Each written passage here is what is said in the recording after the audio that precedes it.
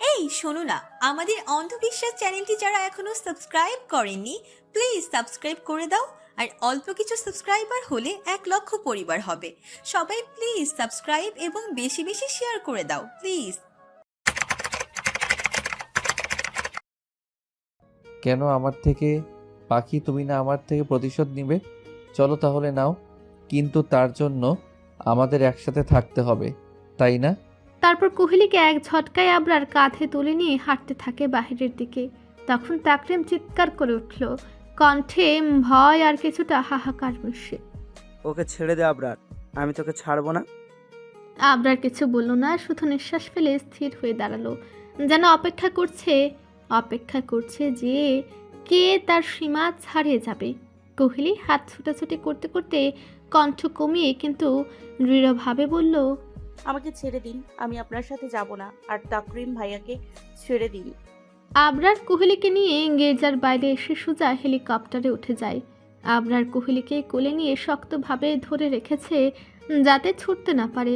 কোহলি প্রাণপণ চেষ্টা করছিল নিজেকে ছাড়ানোর, চোখে হাহাকার, হাতে কেঁপে থাকা শক্তি, কিন্তু আবরারের হাতের লক শক্ত এবং অবিচল। এবার আবরারের চোখে রাগ জ্বলছিল, উঠল তা দ্বিগুণ নয় বরং 3 গুণে পরিণত হলো, যেন আকাশের মেঘ কেঁপে উঠছে। হঠাৎ আবরারের হাতে শক্তি আর ক্ষিপ্রতা মিশিয়ে পরপর 10টি থাপ্পড় দিল কোহলির 2 গালে।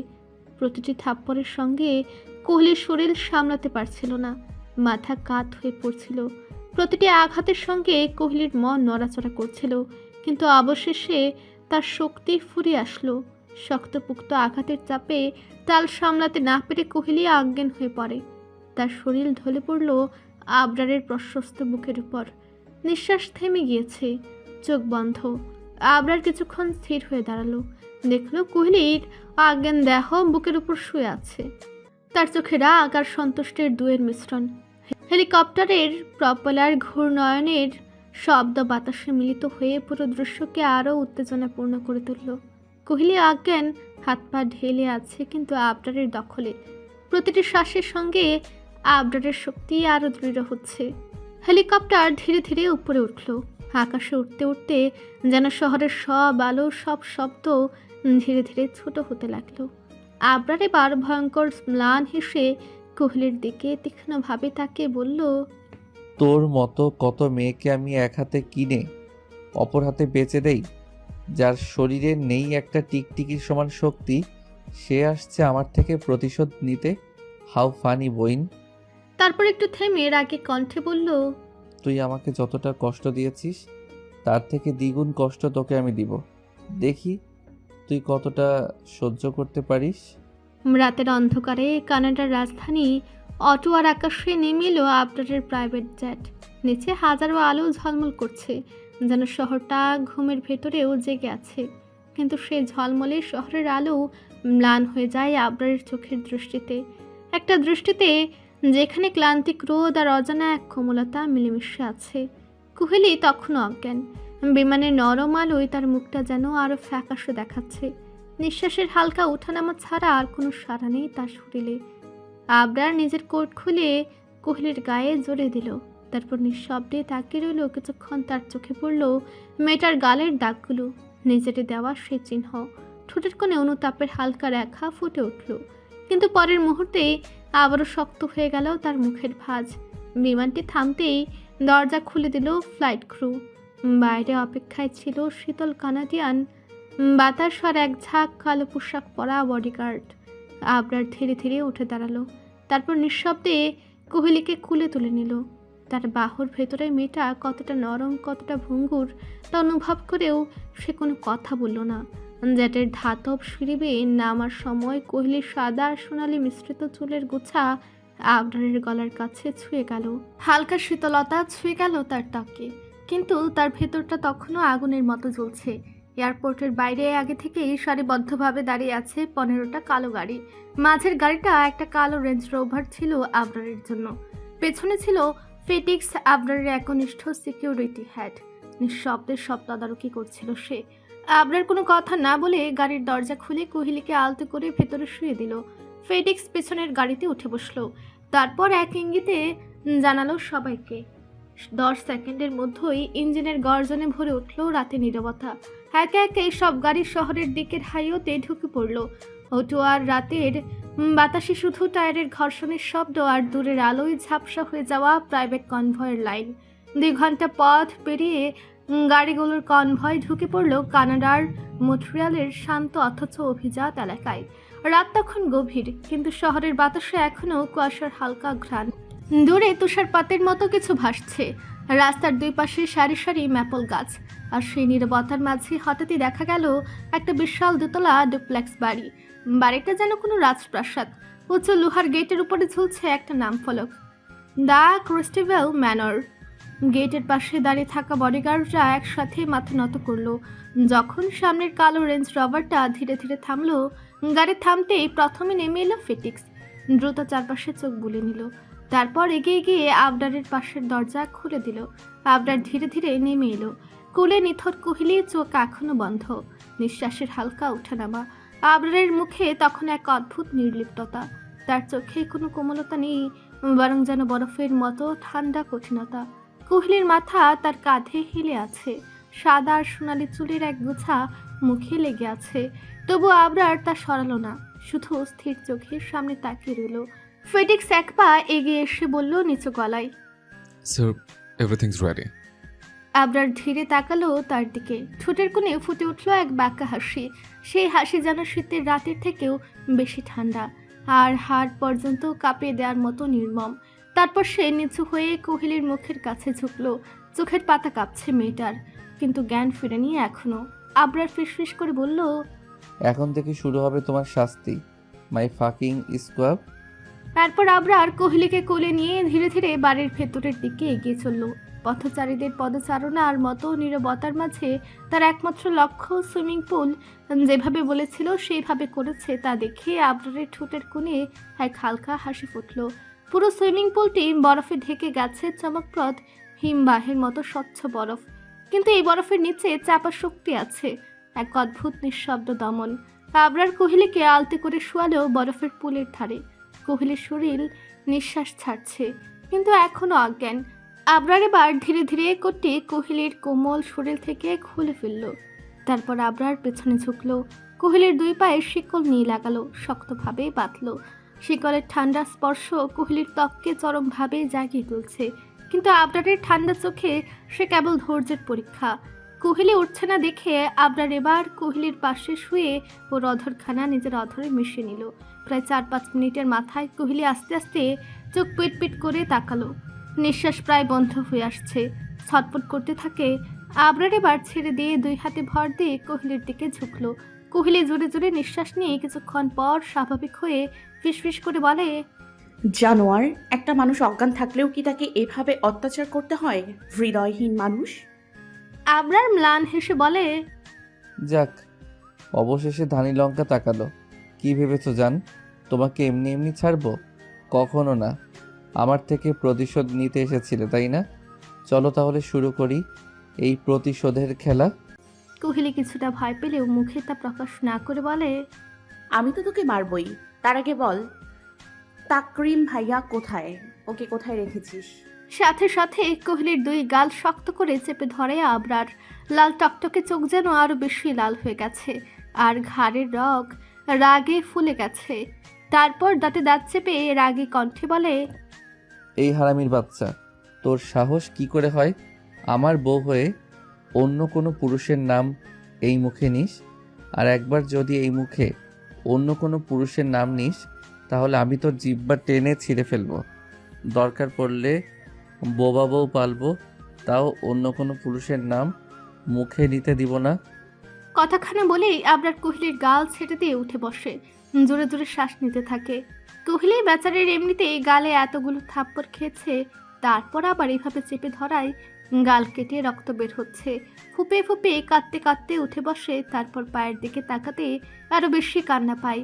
তবুও নিজেকে সংযত করে কাপা কণ্ঠে বলে, আপনার সাহস কি করে হয় আমার পা এভাবে বাঁধার? খুলে দেন পা। জানোয়ার কোথাকার, লজ্জা করে না একটা মেয়েকে এভাবে বেঁধে রাখতে?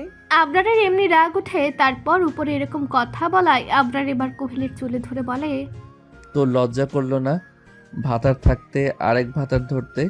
কোহলি ব্যথা পেলেও অনেক কষ্টে মুখে হাসি ফুটে বলে, না, কারণ আমি তোকে স্বামী মানি না। তুই একটা খুনি, আমার ফ্যামিলি খুন করেছিস, আবার স্বামী বলতে আসছিস? আবরার হঠাৎ কোহলির চুল ছেড়ে দিল। তারপর পকেট থেকে একটা গ্যাস লাইট বের করে কোহলির হাত শক্ত করে ধরে বলে, এই হাত দিয়ে তো ওই ছেলের হাত ধরেছিলি তাই না? এই হাত তাহলে আর আস্ত থাকার যোগ্য না? আবরারের কথা শুনে কোহলি শুকনো ঢুক গিলে বলে, একদম আমার হাতের কিছু করবেন না।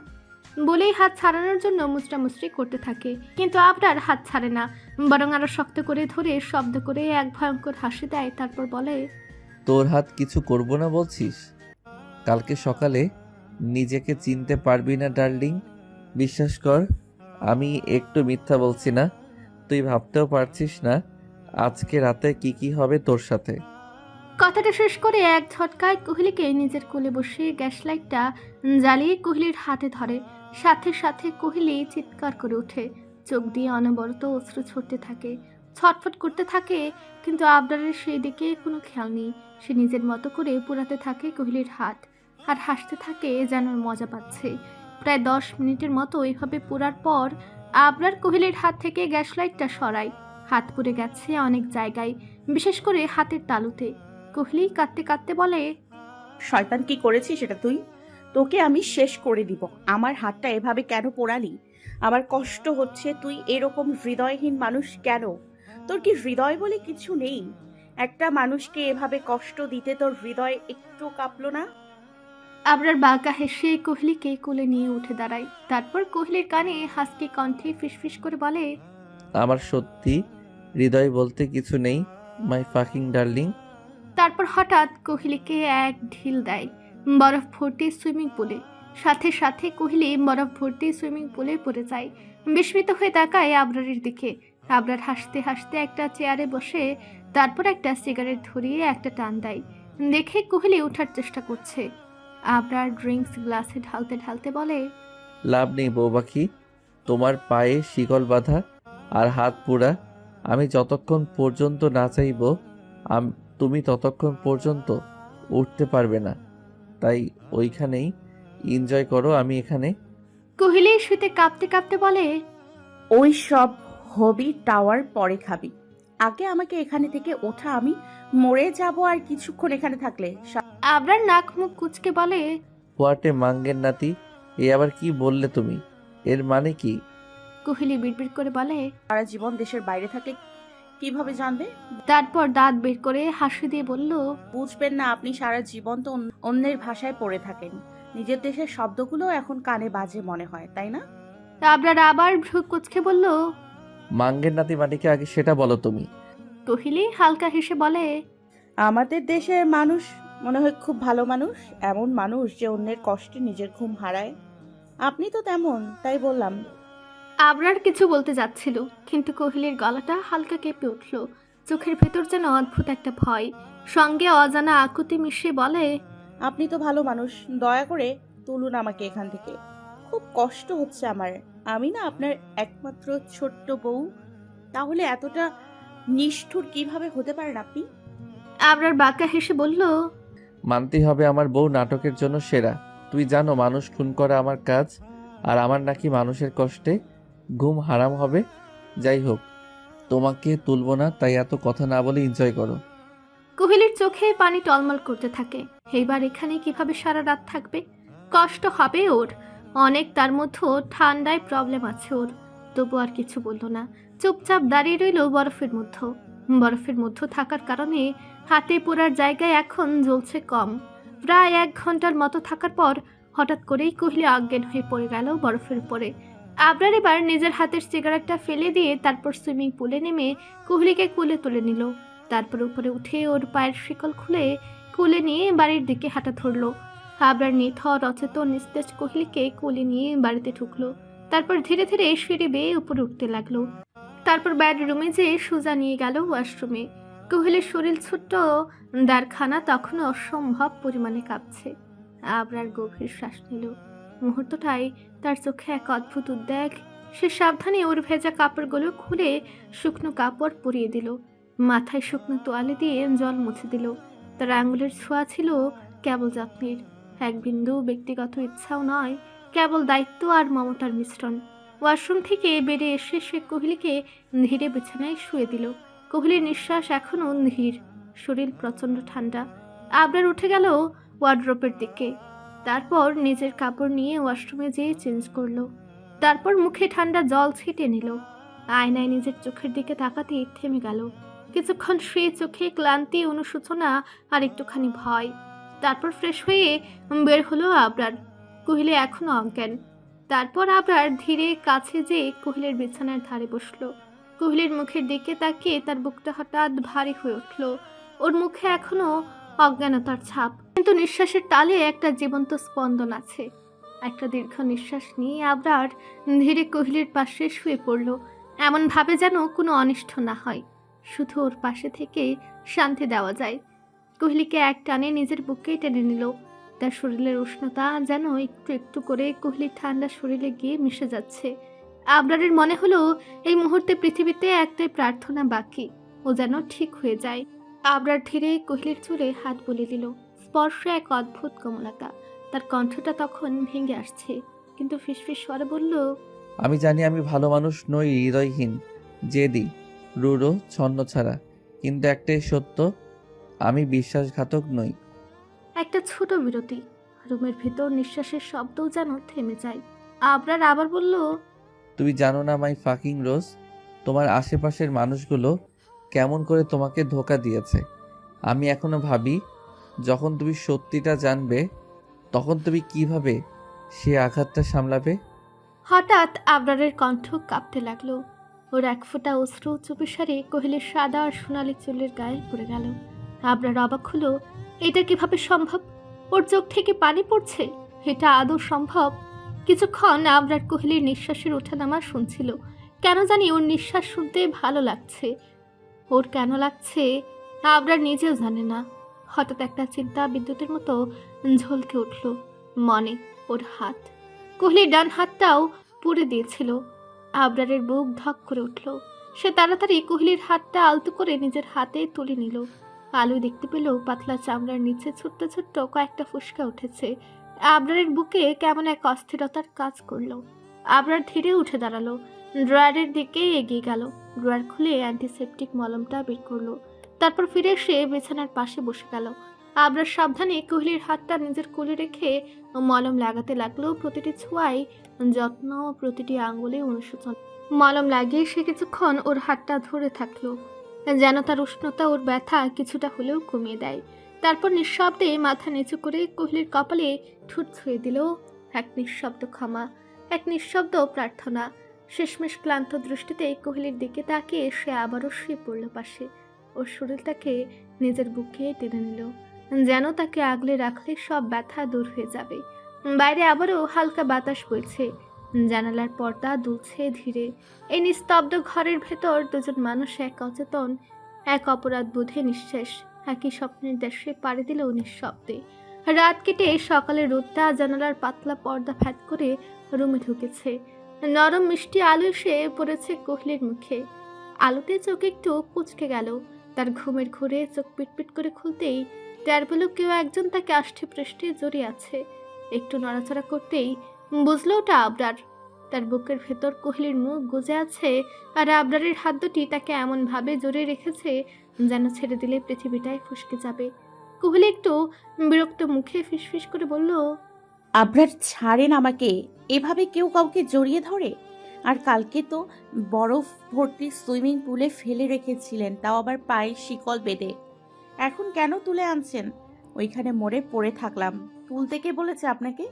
কিন্তু উত্তর এলো না। আবরার তখনও আধো ঘুমে। কোহলি আবার নড়ল, এবার একটু জোরে। তাতে আবরারের ঘুম ভাঙলো বাটে, কিন্তু তার হাতের বাঁধন ঢিলে হওয়ার বদলে আরো শক্ত হলো। চোখ না খুলে গম্ভীর স্বরে বলল, কি হয়েছে? রোজ সকালে চিংড়ি মাছের মতো ছটফট করছো কেন? কোহলি এবার খানিকটা চিৎকার করে বলল, আমাকে ছেড়ে দিন, আমার দম বন্ধ হয়ে আসছে। আবরার এবার চোখ খুলে লাল টকটকে মনে দিয়ে কোহলির দিকে তীক্ষ্ণভাবে তাকালো। তাতে কোহলি খানিকটা ভরকে গেল, তবুও আমতা আমতা করে বলল, আপনি খুব শক্ত করে ধরেন, এভাবে আমার দম বন্ধ হয়ে যায়। মনে হয় আমার শরীরের সব হাড্ডি ভেঙে যাচ্ছে। আবরার কোহলিকে আরো শক্ত করে ধরে বলল, আমি এভাবেই ধরি। মাই ফাকিং স্কোয়াব।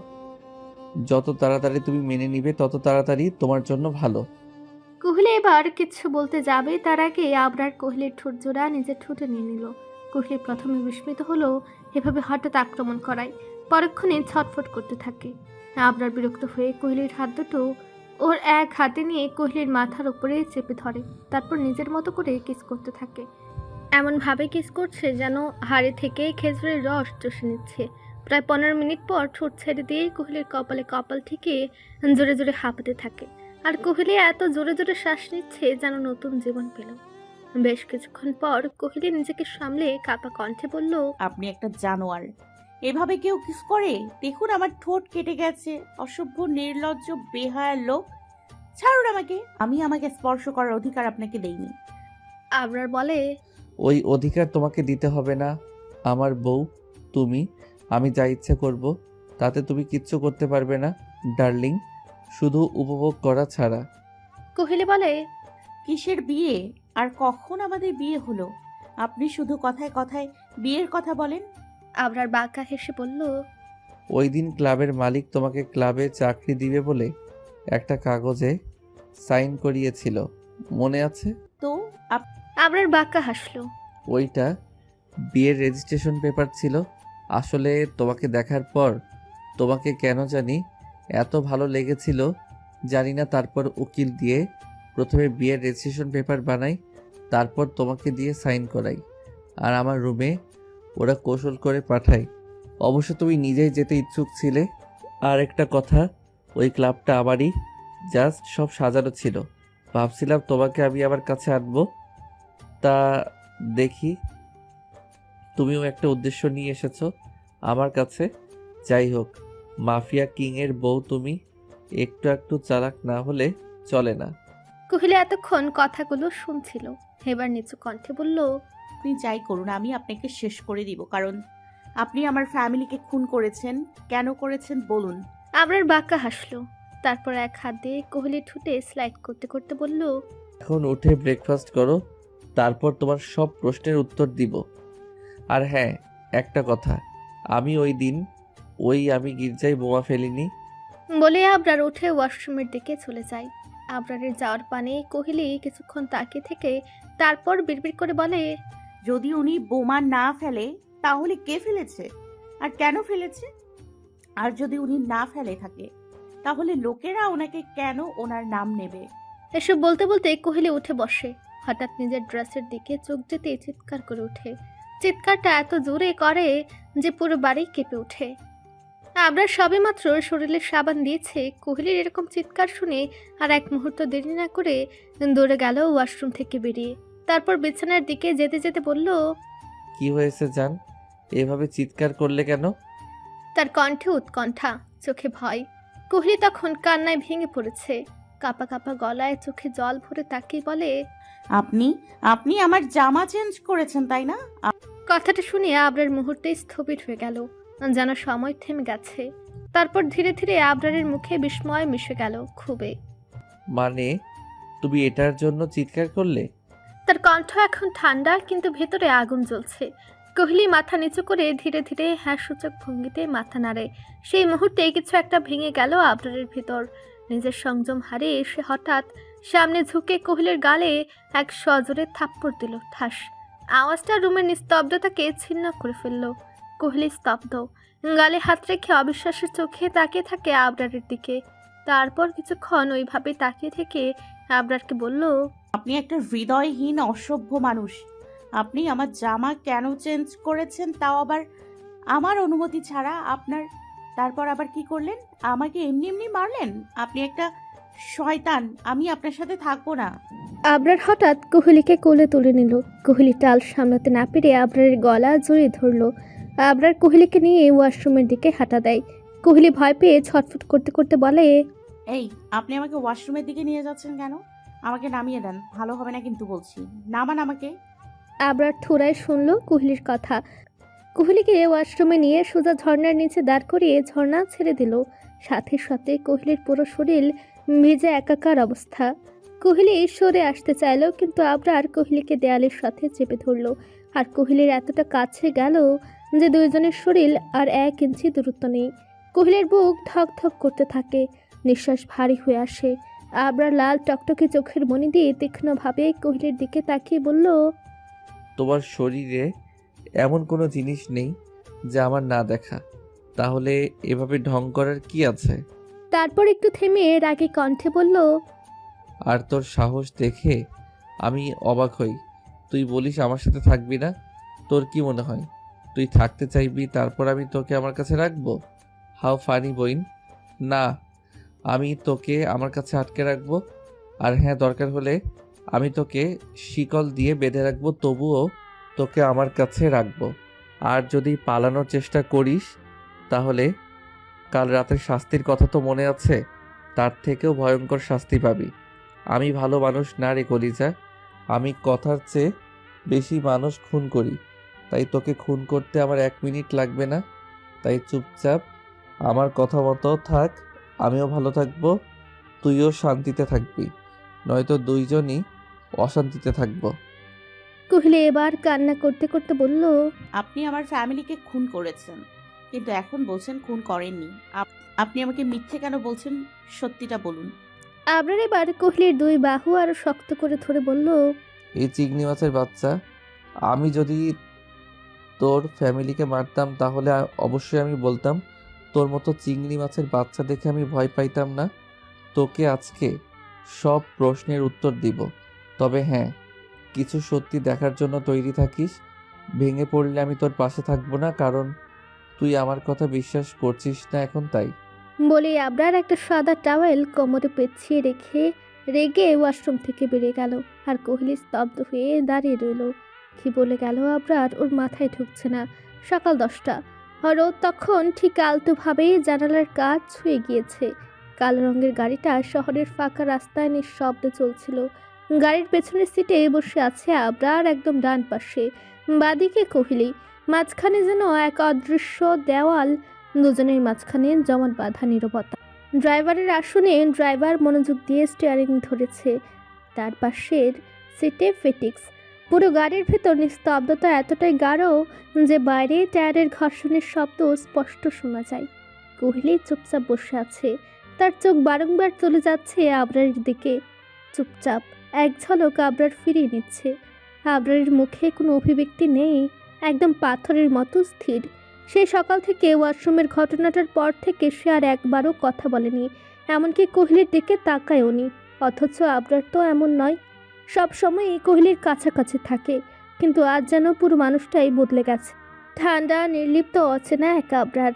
গাড়ির কাছের বাইরে আলো ছায়ার খেলা চলছে, কিন্তু ভেতরের পরিবেশ যেন ভারী হয়ে উঠেছে প্রতি মুহূর্তে।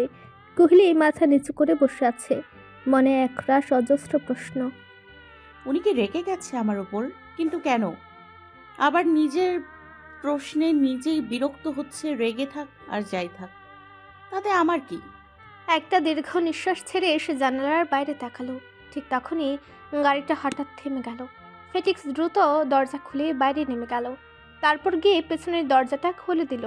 আবরার নিঃশব্দে গাড়ি থেকে নামলো, একটা বার্তাও নয়, একটা দৃষ্টিও নয়। তারপর নামলো কোহলি। গাড়ি থেকে নামতেই ওর চোখ বিস্ময়ে বড় হয়ে গেল। সামনের দৃশ্যটা যেন হঠাৎ করেই সময়ের কুয়াশা ভেদ করে উঠে এসেছে। একটা পুরনো বিশাল বাড়ি, দেয়ালের রং চটে গেছে, জানালার কাঠে ছোপ ধরা শ্যাওলা, চারিদিক ঘিরে অদ্ভুত নিস্তব্ধতা। বাতাসে এক ধরনের স্যাঁতস্যাঁতে গন্ধ, যেন বহু বছর কেউ এখানে পা রাখেনি।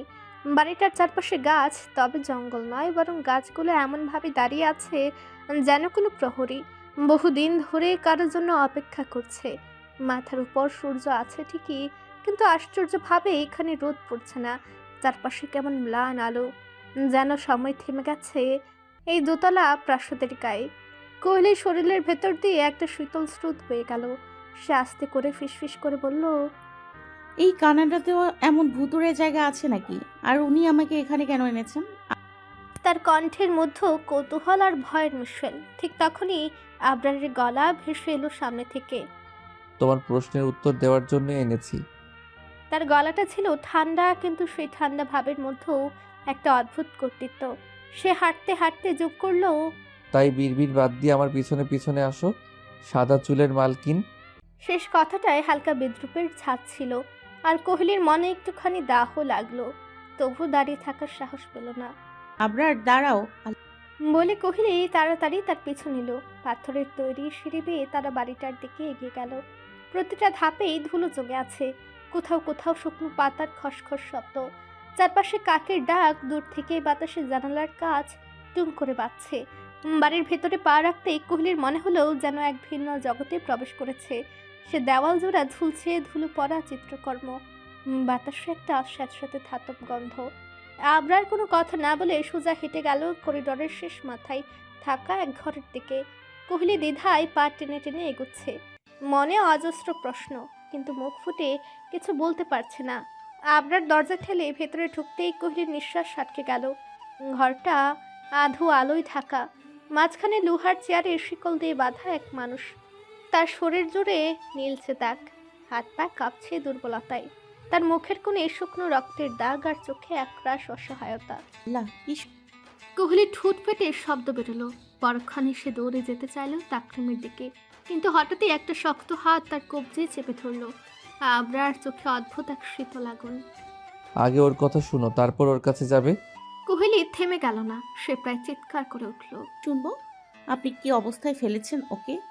মানুষ না আপনি। তার গলার আওয়াজে পুরো ঘরটা যেন কেঁপে উঠল, কিন্তু আবরার নিঃশব্দে, ঠোঁটে কোনো শব্দ নেই, চোখে শুধু কঠিন এক সিদ্ধান্ত। তারপর ধীরে ধীরে সে মাথা ঘুরিয়ে পাশের দিকে তাকালো। একজন বডিগার্ড দাঁড়িয়ে ছিল অন্ধকারের কোণে। আবরার চোখ দিয়ে হালকা একটা ইশারা করলো, কোনো শব্দ নয়, শুধু নির্দেশ। বডিগার্ড বিন্দুমাত্র দেরি না করে এগিয়ে গেল তাকরিমের কাছে। তারপর ধাতব বালতি থেকে ঠান্ডা পানি তুলে তার গায়ে ছুঁড়ে মারল। আহ, একটা তীব্র গুঙানির শব্দ ছড়িয়ে পড়ল ঘরের প্রতিটি কোণে। কোহলির চোখ বরফ হয়ে গেল, মুখের ভেতর দম আটকে গেল। সে চিৎকার করে উঠল, থামুন, থামুন বলছি। কিন্তু আবরার এখনো ঠান্ডা নির্বিকার। তার চোখ কোহলির দিকে, ঠোঁট সামান্য নড়ল। তুমি ওর সত্যিটা জানবে আজ, সবটা। তাকরিমের চোখ ধীরে ধীরে খুলে গেল। তার নিঃশ্বাস ভারী, প্রথমে দৃষ্টি অস্পষ্ট, তারপর ধীরে ধীরে ফোকাস হলো কোহলি। তাকরিমের ঠোঁট কাঁপল সামান্য, কিন্তু শব্দ বেরোনোর আগেই তার দৃষ্টি সরে গেল পাশে দাঁড়ানো আবরারের দিকে। আবরারের মুখে তখন সে পরিচিত ঠান্ডা অথচ ভয়ানক ম্লান হাসি। ধীরে ধীরে বলল, সত্যিটা এখন বলো, তোর জন্যই আমার পাখি। সে এক মুহূর্ত কোহলির দিকে তাকিয়ে থামলো, তারপর আবার তাকরিমের দিকে ঘুরল। তোর জন্যই আমার পাখিটাকে সামনে এনেছি, না হলে এই জীবনে আর কখনো তুই ওকে দেখতে পেতি না। কোহলি চোখে বিস্ময়ের সঙ্গে জন্ম নিল এক অচেনা আতঙ্ক। ও আস্তে করে কাপা কণ্ঠে বলল, কি কি সত্যি বলবে? তাকরিম কিছুক্ষণ চুপ করে রইল, মুখে ক্লান্তি দেখা, কিন্তু চোখে একরাশ অনুশোচনা। তার গলা ভাঙা, তবু প্রতিটি শব্দ যেন ভারী হয়ে বাতাসে ঝুলে রইল। আমি বলছি কোহেলি শোনো। কোহলি একদম স্থির, মনে হচ্ছে যেন সময় থেমে গেছে। শুধু তাকরিমের ভাঙা গলার আওয়াজ ধীরে ধীরে ছড়িয়ে পড়ছে ঘর জুড়ে। আবরার তখনও চুপচাপ দাঁড়িয়ে, চোখের কোণে এক টুকরো বিজয়ের ঠান্ডা ঝিলিক। কোহলির মনে হতে লাগলো সে যেন এমন এক সত্যের সামনে দাঁড়িয়ে আছে যা তার পুরো পৃথিবীটাকে বদলে দেবে। তাকরিম আস্তে করে বলল, কোহেলি, তোকে আমি কোনো দিনই পছন্দ করতাম না। কোহলি চমকে উঠল, তার গলায় শব্দ আটকে গেল, শুধু শ্বাস প্রশ্বাসের আওয়াজটুকু শোনা যাচ্ছে। তাকরিমের গলা কাঁপছে, কিন্তু চোখে অপরাধ বোধের চেয়ে ঘৃণায় বেশি। সব সময় তোরা আমাকে ছোট করে দিতি সবাই, এমনকি আমার নিজের মা বাবাও। প্রতিদিন শুনতাম, দেখো কোহেলিকে, ওর মতো হতেই পারো না, ওর মতো ভালো স্টুডেন্ট না, ওর মতো নম্র না, ওর মতো মিষ্টি ব্যবহার না। তুই জানিস না এই তুলনাটা কতটা কষ্ট দেয় একজন ছেলেকে। তাকরিম থামল, দীর্ঘ নিঃশ্বাস ফেলল, তারপর হেসে ফেলল এক তিক্ত ফাঁকা হাসি। আমি ছেলে, তুই মেয়ে, অথচ তোরা তোকেই নিয়েই গর্ব করত। আমি যেন তোদের চোখে কখনোই যথেষ্ট ছিলাম না। তারা তোকে দিয়েই আমার বিয়ের তারিখ ঠিক করলো। শব্দগুলো যেন ঘরের দেওয়ালে ধাক্কা খেয়ে ফিরে এলো। কোহলির মুখ সাদা হয়ে গেল। তাকরিম বলল, সেই দিনটা আমি সহ্য করতে পারিনি। রাগে, অপমানে, হিংসায় আমি পাগল হয়ে গিয়েছিলাম। তখন থেকেই সুযোগ খুঁজেছিলাম কিভাবে তোকে একেবারে শেষ করে দেওয়া যায়। তারপর তোর মা একদিন বলল তার নিজের দেশে আইসল্যান্ডে যেতে চায়, গির্জায় একটা কাজে, ব্যাস আমিও পেয়ে গেলাম সুযোগ। প্ল্যান করলাম ওই দিন বোমা ফেলবো আর তোকে সহ মারবো, কিন্তু তুই ওই দিন গির্জার ভিতরে গেলি না। আমি ভাবলাম তোর মা বাবা মারা গেছে, তুই এমনিই মরবি, তাই আমি তোর মা বাবাকে মারলাম। আর এরিক আবরার নামের অনেক বড় মাফিয়া কিং আছে, তা আমি আগে থেকেই জানতাম, তাই ওর নাম নেয়ার জন্য কয়েকজন লোক ভাড়া করলাম। আর কেউ কিছু বলার সাহসও পেল না। ঘরটা নিস্তব্ধ, কেবল কোহলির কাঁপতে থাকা নিঃশ্বাসের শব্দ শোনা যাচ্ছিল। তার চোখ দুটো লাল হয়ে আছে রাগে, কষ্টে আর বিশ্বাসঘাতকতার জ্বালায়। মুহূর্তে সে যেন অন্য এক মানুষ হয়ে গেছে। কোহলির সামনে দাঁড়িয়ে থাকা মানুষটার দিকে তাকিয়ে হঠাৎ গর্জে উঠল, তোকে আমি ভালোবেসেছি, তোকে ছাড়া কখনো অন্য কারো দিকে তাকাইনি। তাহলে তুই কিভাবে ভাবতে পারলি যে আমি তোর সাথে বিশ্বাসঘাতকতা করেছি? আমি তো কখনো তোর ক্ষুদ্রতা দেখিনি, সব সময় তো তোর গুণ দেখেছি, তোর ভালো দিকগুলোই ভালোবেসেছি আমি। তুই কিভাবে পারলি এমন কাজ করতে? তুই আমার মা বাবাকে মেরে ফেললি, তাও শুধু তোর নোংরা মন মানসিকতার জন্য। তোকে তো আমি আর ছাড়বো না। এই চিৎকারের ঘরের বাতাস ভারী হয়ে গেল। কোহলি সামনে এগিয়ে গেল, চোখে তখন আর কোনো ভয় নেই, শুধু প্রতিশোধের আগুন। তার হাত কাঁপছে, মনে হচ্ছে নিজের নিয়ন্ত্রণ হারিয়ে ফেলছে। কোহলি জানে না সে কি বলছে, কি করছে, শুধু জানে তার ভেতরের বিশ্বাস, ভালোবাসা আর সহনশীলতা সব পড়ে গেছে একসাথে। ঘরের বাতাসে তখন শুধু কোহলির গর্জনের প্রতিধ্বনি, ভালোবাসার পরিণতি, যা এখন রক্তের প্রতিশোধে পরিণত হতে চলেছে। কোহলি দেখল ঘরের এক কোণে একটা কুড়াল। এক দৌড়ে যে কুড়ালটা হাতে নিল, তারপর পুনরায় তাকরিমের সামনে দাঁড়িয়ে বলল, তুই আমার মা বাবাকে কেন মেরেছিস, তাই না? কুহেলি, কি করতে চাইছো তুমি? কোহলি এক ঘর কাঁপানো হাসি দিল, তারপর কুড়াল দিয়ে এক কূপ মারল তাকরিমের মাথা বরাবর। ব্যাস, দুই খণ্ড হয়ে গেল তাকরিম। আবরার বিস্মিত হয়ে দেখলো এই মেয়ে কি করছে, তবু কিছু বলল না। জানে এখন থামালে কোহলি চিৎকার চেঁচামেচি করবে, তার থেকে ভালো নিজের মনের জ্বালানো আগুন মিটিয়ে নিজের শান্ত হোক। কোহলি কোপাতেই থাকে নিজের মতো, কোনো জ্ঞান নেই, শুধু একটা কথায় ঘুরপাক খাচ্ছে, ওর মা বাবাকে এই লোকটা মেরেছে। প্রায় 15 মিনিটের পর কোপানোর পর হঠাৎ কোহলি কুড়ালটা হাত থেকে ফেলে দিল, তারপর নিজের দিকে তাকালো, দেখে পুরো শরীর রক্তে ভিজে গেছে। কোহলির এবার ধ্যান ফিরে অমনি অজ্ঞান হয়ে পড়ে যেতে নিলে আবরার দৌড়ে এসে কোহলিকে খুলে তুলে নেয়, তারপর বাঁকা হেসে বলে, I am Impress my fucking squad. বাইরের আকাশটা তখনও বৃষ্টিতে ভেজা, জানালার কাজ বেয়ে ফোঁটা ফোঁটা পানি গড়িয়ে পড়ছে, যেন আবরারের ভেতরের অস্থিরতার প্রতিচ্ছবি। কোহলির নিথর শরীরটা, তার বাহুতে ওর নিঃশ্বাস আছে, কিন্তু মুখেই কোনো সাড়া নেই। আবরারের বুকের ভেতর ধুকপুকানিটা যেন থেমে যাওয়ার উপক্রম। চুপচাপ একটা শব্দ না করে সে কোহলিকে কোলে করে সোজা ওয়াশরুমে নিয়ে যায়, দরজাটা ধীরে বন্ধ করে দেয়, তারপর ঝর্ণার সামনে ওকে দাঁড় করায়।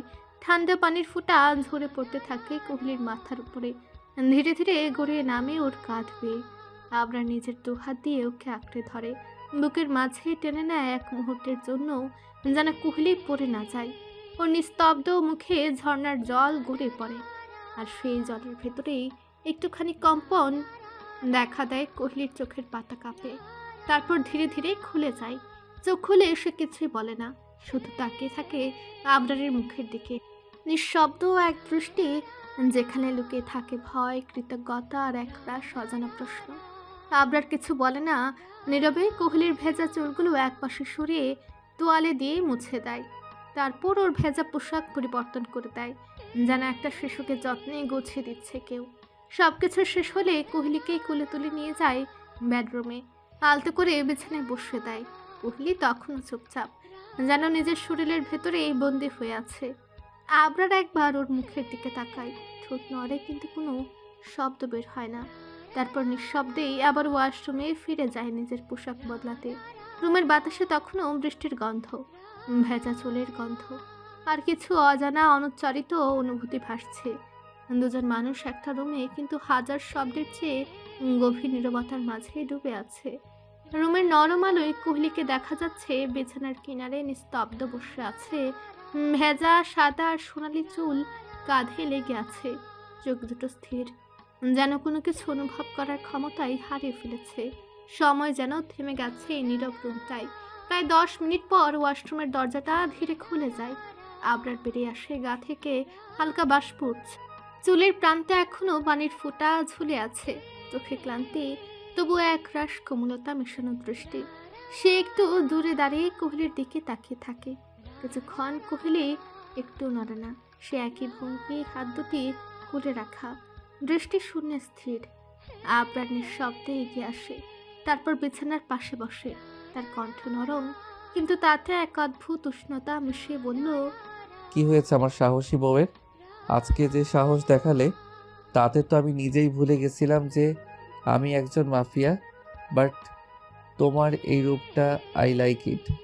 শব্দগুলো যেন ঘরের নিস্তব্ধ বাতাসে গলে যায়। হঠাৎই কোহলি 2 হাত বাড়িয়ে আবরারের বুকে ঝাঁপিয়ে পড়ে।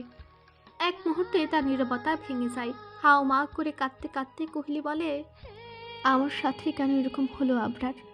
আমি তো নিজের সবটা দিয়ে ভালোবেসেছিলাম তাকরিবকে, আর ও কি করলো? আমার মা বাবাকেই মেরে ফেললো, আমার জীবনের সব খুশি কেড়ে নিল। আমি দিনের পর দিন কষ্ট পেতাম, কান্না করতাম, আর কত ছটফট করতাম, সব দেখতো লোকটা, তাও কি মায়া হতো না? যদি আগেই সত্যিটা বলে দিত, তাহলে কি আমি ভুল কাজে যেতাম? যদি আমার কাছে যেয়ে মাফ চেয়ে নিত, তাহলে আমি ওকে মারতাম না। কিন্তু দিনের পর দিন আমাকে ভুল পথে ঠেলে দিয়েছে। আমার সাথে কেন এটা হলো? আমি এখন কি নিয়ে বাঁচব? আমার আর কেউ রইল না। আমি নিঃস্ব হয়ে গেলাম, একদম নিঃস্ব হয়ে গেলাম। আবরার কোহলিকে আরো শক্ত করে জড়িয়ে ধরে বলল, কে বলেছে তোমার কেউ নেই? তুমি একা।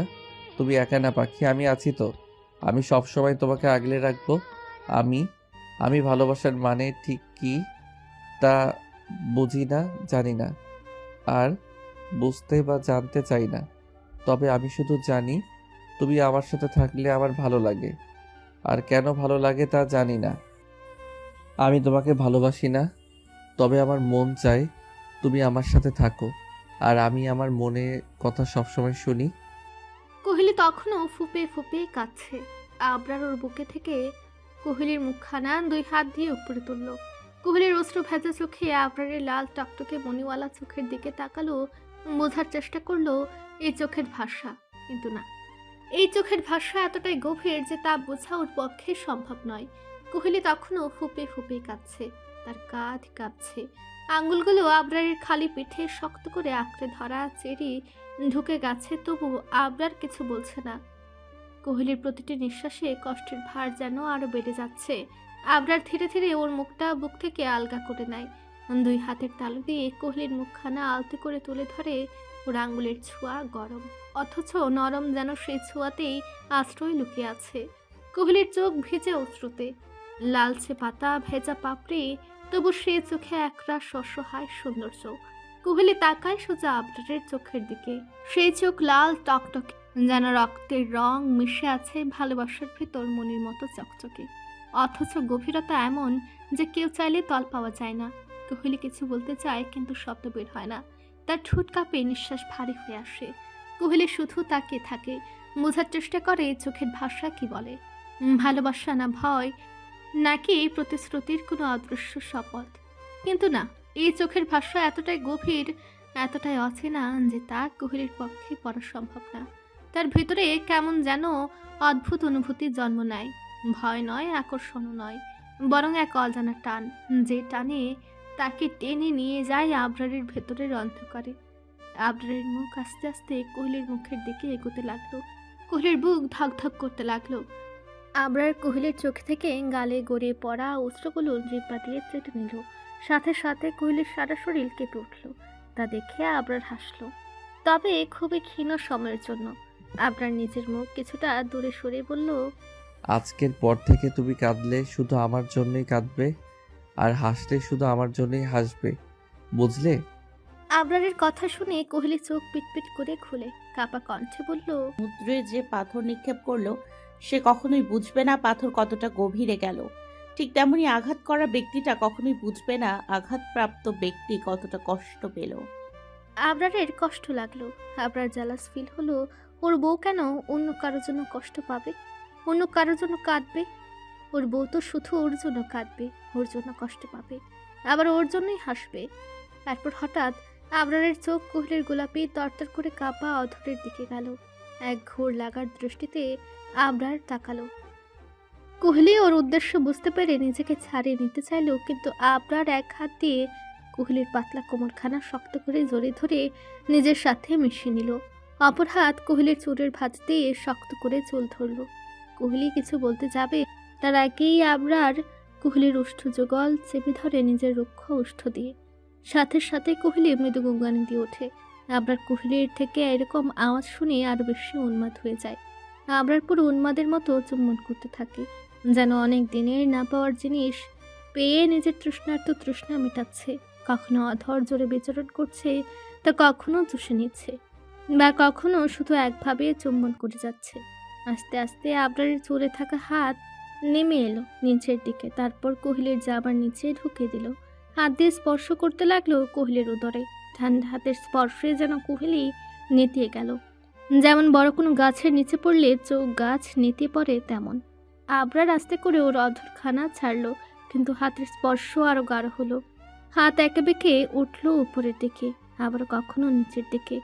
কোহলি আর না পেরে ছটফট করতে করতে উদ্বিগ্ন কণ্ঠে বলল, ছেড়ে দিন প্লিজ, আপনার এরকম শক্তপোক্ত স্পর্শ আমি নিতে পারি না। আবরার নিজের কাজ চালাতে চালাতে হাসকি কণ্ঠে ফিসফিস করে বলল, কিন্তু তোমাকে নিতে হবে মাই ফাকিং হোয়াইট রোজ, সারা জীবন নিতে হবে। কজ আমি রোম্যান্সের সময় কোনো অজুহাত শুনবো না, আমি আমারটা ঠিক বুঝে নিব। কোহলি এবার ফুপিয়ে উঠে বলে। কিন্তু আমি ব্যথা পাই তো।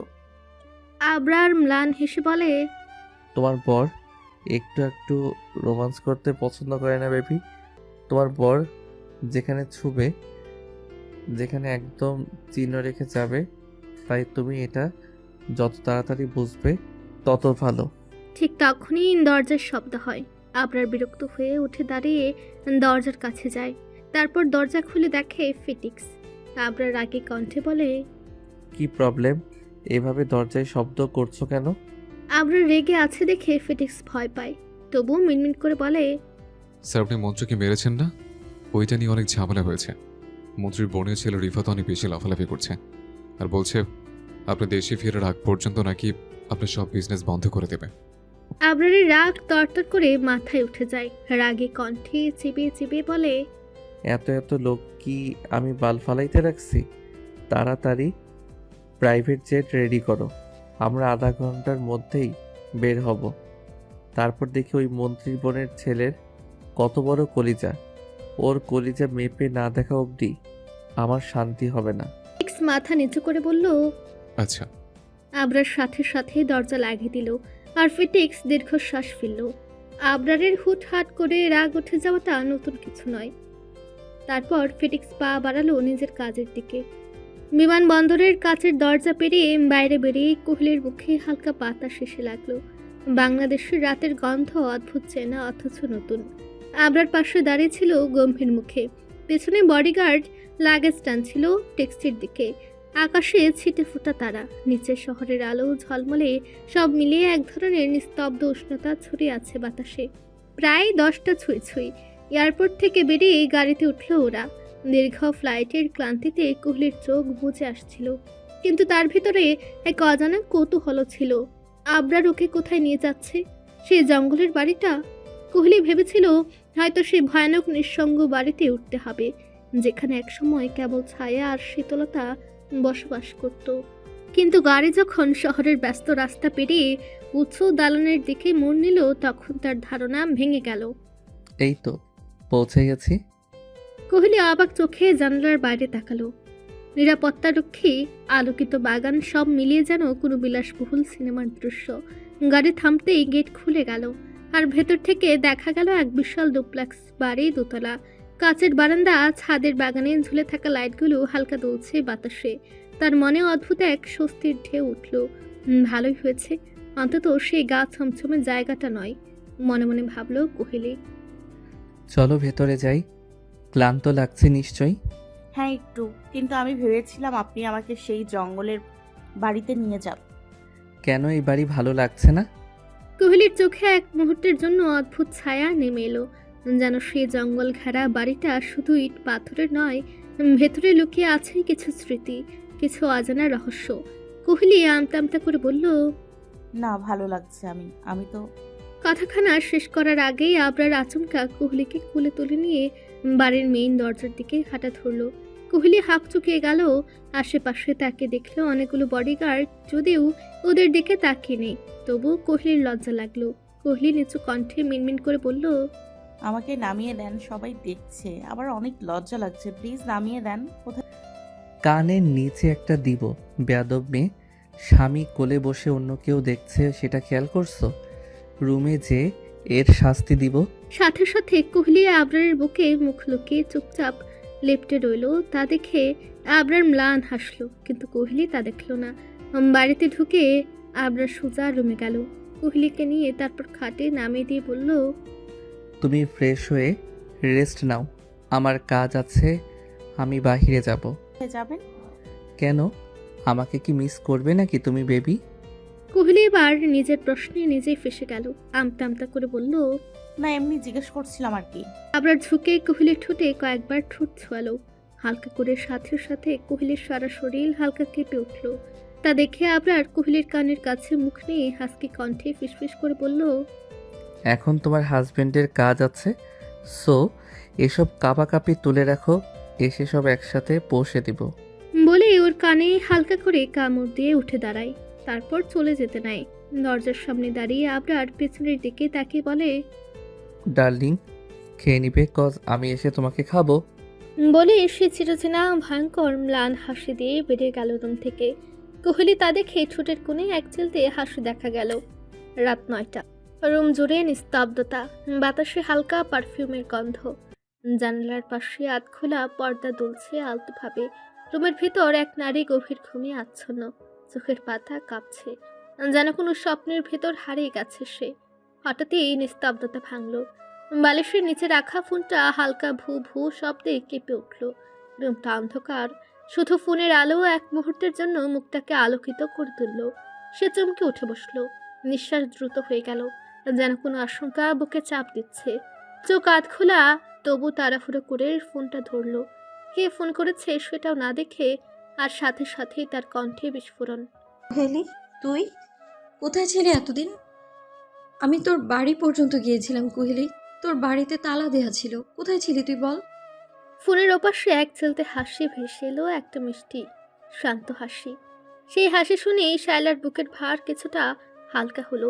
কোহলি হাসছে, ঠিক সেই আগের মতো যেমন হাসতো কলেজের ছাদে দাঁড়িয়ে, বাতাসে সাদা আর সোনালি মিশ্রিত চুল উড়িয়ে দিয়ে। শায়লা তো এরকমই সবসময় ছটফটে, মুখে রাগ ঝরে, কিন্তু ভেতরের ভালোবাসায় ভরা ওর কণ্ঠে উত্তেজনা, রাগ আর স্বস্তি সব একসাথে মিশে গেল। তুই জানিস আমি কতটা টেনশনে ছিলাম, শয়তান ছেড়ি। এখন আবার এসে বলছিস শোন। আগে একবার বলে গেলি না কেন রে? হ্যাঁ, আর আমি বা কাকে বলি? হ্যাঁ, আমি কি কারো কিছু হই নাকি? ওর গলায় কষ্টের ঝাঁজ, কিন্তু কোহলি তবু হেসে ফেলল, সেই নরম মায়াময় হাসি। আরে আস্তে শোন আগে আমার কথা। শায়লা আবারও মুখ ভার করে বলল। শুনবো না, কি করবি? ফোনের ওপাশে নীরবতা, তারপর কোহলির হাসি ভেসে এলো, এবার একটু আদুরে সুরে। তুই তো আমার জান, সোনা বাবু। রাগ করে না প্লিজ, কারণ তুই রাগ করলে তুই আরো কিউট লাগে।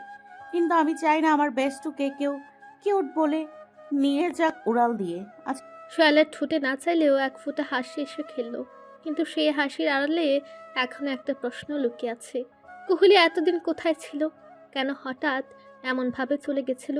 ফোনের ওপাশে কোহলির কণ্ঠ এবার অনেক শান্ত, অনেক পরিচিত শোনালো।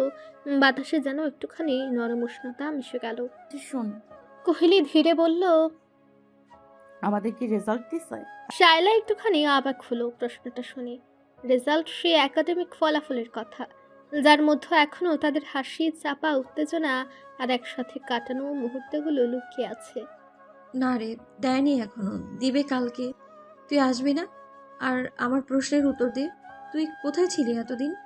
ফোনের ওপাশে কিছুক্ষণের জন্য নিস্তব্ধতা নেমে এলো, শুধু শোনা গেল কোহলির নিঃশ্বাসের শব্দ, যেন কিছু বলতে চাই আবার যেন থেমে যেতে চায়। তারপর কোহলি আস্তে করে বলল, আচ্ছা ঠিক আছে। একটা ছোট্ট শব্দ, তবু তার ভেতরে লুকানো ছিল অসংখ্য অপ্রকাশিত কথা। তারপর দুজনের মধ্যে আরেকটু কথা হলো।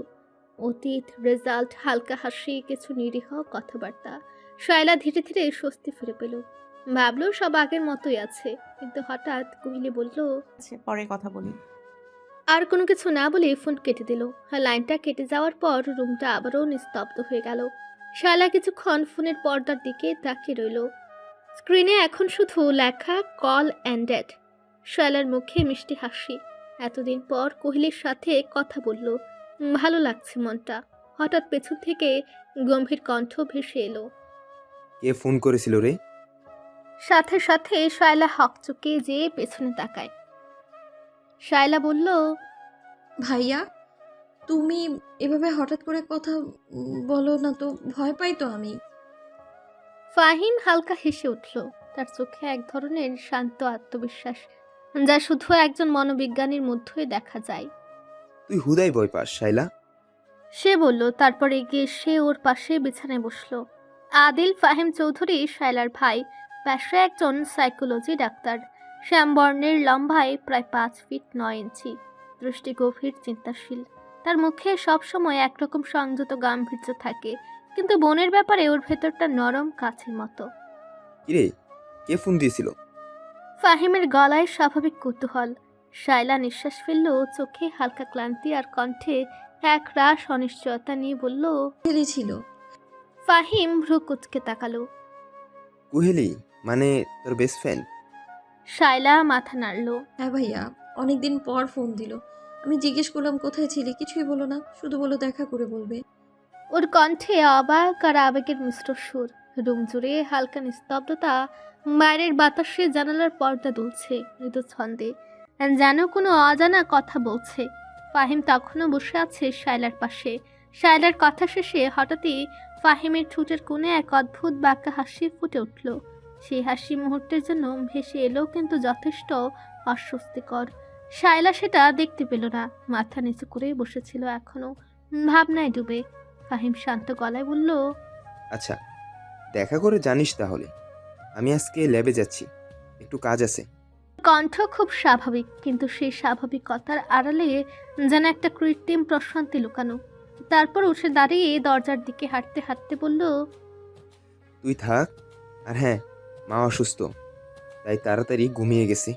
তুই তো ঘুমিয়েছিলি, আমি তখনই আসছিলাম। ফ্রিজে তোর জন্য খাবার রাখা আছে, গরম করে খাস। ফাহিম থামল না। কথাগুলো এমনভাবে বলল যেন সবকিছু আগে ভাগেই ঠিক করে রেখেছিল। আর তারপর নিজের ব্যাগটা তুলে নিয়ে দরজার কাছে গিয়ে একবার ঘুরে তাকালো। শায়লা তখনও চুপচাপ বসে আছে, ফোনটা হাতের মুঠোয় ধরা, চোখে এক ধরনের চিন্তার ছায়া। আমি যাই। এই ছোট্ট শব্দটা বলেই ফাহিম রুম থেকে বেরিয়ে গেল। দরজা বন্ধ হতে ঘরটা আবারও নিস্তব্ধ হয়ে গেল। শুধু ঘড়ির টিকটিক শব্দ আর ফ্রিজের মৃদু গুঞ্জন ভেসে আসছে। ফাহিম ধীরে ধীরে গাড়ির চাবি ঘুরিয়ে ইঞ্জিন চালু করলো। বাইরের রাস্তা তখন প্রায় ফাঁকা। শহর যেন ঘুমিয়ে পড়েছে। হালকা কুয়াশা, ফ্ল্যাট বিল্ডিংয়ের আলোয় ঘোলাটে ধোঁয়া, সবকিছু এক অজানা নীরবতায় ঢেকে গেছে। সে গাড়িটা রাস্তায় নামালো, চোখে দৃঢ়তা, মুখে এক অদ্ভুত নিশ্চুপ ভাব। রেডিও অফ, ফোন সাইলেন্ট, শুধু গাড়ির চাকার ঘর্ষণের শব্দ রাতের নিস্তব্ধতাকে কেটে যাচ্ছে। প্রায় 2 ঘন্টা পর গাড়ি থামলো। শহরের এক নির্জন প্রান্তে একটা 3তলা বিল্ডিং। দরজায় বড় করে সাইনবোর্ডে লেখা lab research and psychology lab. Fahim গাড়ি থেকে নামলো। ঠান্ডা বাতাসে নিঃশ্বাস বেরিয়ে এলো। ধোয়ার মতো হাতে একটা কালো ব্যাগ, ভারী তবু নিখুঁতভাবে ধরা। ধীর পায়ে ঢুকলো ভেতরে। প্রথম রুমটা ছোট অফিসের মতো, একটা টেবিল, 2টো চেয়ার আর দেয়ালে নোটবুক ও কিছু কেস ফাইল। ফাহিম ব্যাগটা চেয়ারের উপরে রাখলো। চোখ একবার চারপাশে ঘোরালো, যেন নিশ্চিত হতে চাইলো কেউ ওকে দেখছে না। তারপর সোজা এগিয়ে গেল দ্বিতীয় রুমের দরজার দিকে। সেখানে একটা locked panel, digital password protected. Fahim নিচু গলায় বলল, অ্যাক্সেস কোড 0723। বিপ প্যানেল সবুজ হয়ে উঠল। দরজা খুলে গেল নিঃশব্দে। রুমের ভেতর ঢুকেই সে দেয়ালে হাত রাখলো। আলতো করে সুইচ অন করতেই ঠিক মুহূর্তে আলো জ্বলে উঠল। তার ঠিক তখনই যেন ঘরের নিস্তব্ধতা চূর্ণ হলো। দেয়ালের সামনে বিশাল পর্দায় ভেসে উঠল এক নারীর মুখ, কুহেলি। তার ছবি বড় করে দেওয়াল জুড়ে একটা হাসি মাখা মুখ, চোখ দুটো যেন ফাহিমের দিকে তাকিয়ে আছে। ফাহিম থমকে দাঁড়ালো, চোখে এক ঝলক আলো পড়লো তার ঠোঁটের কোণে, আবার সেই পুরনো বাঁকা হাসি ফিরে এলো। নরম গলায় বলল, অবশেষে আবার দেখা হলো আমার সাদা চুলের রানীর সাথে। রুমের ভেতর হালকা ধোঁয়াটে আলো, এসিটা বন্ধ, তবু বাতাসে ঠান্ডার সঙ্গে মিশে আছে একরকম ঘন নিঃশব্দতা। দেয়ালে এখনো ভেসে আছে কোহলির ছবি বড় পর্দা জুড়ে। সেই হাসিটা স্থির, অথচ চোখ দুটো যেন জীবন্ত। ফাহিম ধীরে ধীরে চেয়ারে বসল, একবার একবার উপর তুলে আরাম করে হেলান দিয়ে। তার মুখে এক অদ্ভুত প্রশান্তি, যেন দীর্ঘ প্রতীক্ষার পর কোনো প্রিয় মুখকে ফিরে পেয়েছে। পকেট থেকে একটা সিগারেটের প্যাকেট বের করলো, আঙুলের সিগারেটটা তুলে ঠোঁটে রাখলো, লাইটারটা ক্লিক করে জ্বালালো। ঠিক আগুনের ছোট্ট শিখা এক মুহূর্তের জন্য ওর মুখ আলোকিত করে তুলল। এক টানে ধোঁয়া নিঃশ্বাসে ঢুকে আবারও ধীরে ধীরে বেরিয়ে এলো, কোহলির ছবির দিকে গিয়ে মিশে গেল। তারপর হালকা হাসি দিয়ে ফাহিম বলল, তোমাকে তো সেই দিনই মন দিয়েছিলাম, আমার সাদা চুলের রানী। সেই দিনই তো প্রথম দেখেছিলাম তোমায়, ঠিক 2 বছর আগে। তখন তুমি সবে উঠেছো কলেজে, আর আমার বোন শাইলার সঙ্গে তোমার বন্ধুত্ব হলো। আমি জাস্ট অবাক হয়েছিলাম। প্রথম দেখাতেই মনে হলো তুমি যেন কোনো রঙিন স্বপ্ন থেকে বেরিয়ে আসা এক মেয়ে। সাদা চুল, যেন জ্যান্ত এক পুতুল, একেবারে অন্য দুনিয়ার। তার চোখে এখন এক অদ্ভুত ঝিলিক, মুখে বাঁকা হাসি, কণ্ঠে মুগ্ধতা আর উন্মত্ততার মিশ্র সুর। ঘরটা এখন সম্পূর্ণ ধোঁয়ায় ভরে গেছে। সিগারেটের শেষ টানটা ফাহিমের ছুটে জ্বলতে জ্বলতে নিভে গেল। দেওয়ালে কোহলির ছবি, একই হাসি, একই চোখ, যেন সে সব কিছু বুঝতে পারছে কিন্তু কিছু বলছে না। ফাহিম অনেকক্ষণ চুপ করে তাকিয়ে রইল ছবিটার দিকে। চোখ দুটো তার ভারী, অথচ গভীরে এক অদ্ভুত জ্যোতি জ্বলছে। তারপর ধীরে ধীরে ঠোঁট খুলল। নিয়মিত ভালোবাসার গল্প শুনতে এবং পড়তে আমাদের অন্ধবিশ্বাস চ্যানেলটি সাবস্ক্রাইব করে পাশে থাকা বেল আইকনটি ক্লিক করুন। ধন্যবাদ সবাইকে।